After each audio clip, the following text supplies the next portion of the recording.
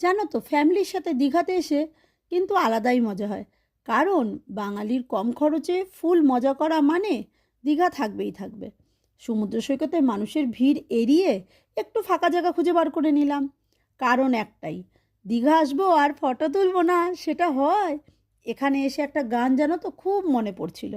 এই সাগর পাড়ে আইসা আমার মাতাল মাতাল লাগে, এই রূপ দেখিয়া মন রে সুদাই সুখের পঙ্খিরাজে, হতাম যদি ছাইরা যাইতাম এই সাগরের পাড়ে।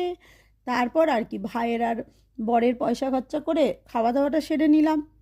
তারপরে ছেলেকে একটু তেল মাসাজ দিয়ে দিলাম, যাতে ওর মুডটা একটু ফ্রেশ হয়ে থাকে। আমরা এখানে তেল মাসাজ দিতে ব্যস্ত, আর ওইদিকে সবাই নিজেদের মতো আনন্দ করছে, কেউ ফটো তুলছে, কেউ স্নান করছে, সবাই খুব খুশি। যাক, এখানেই আমি আমার ব্লগটা শেষ করলাম। টাটা।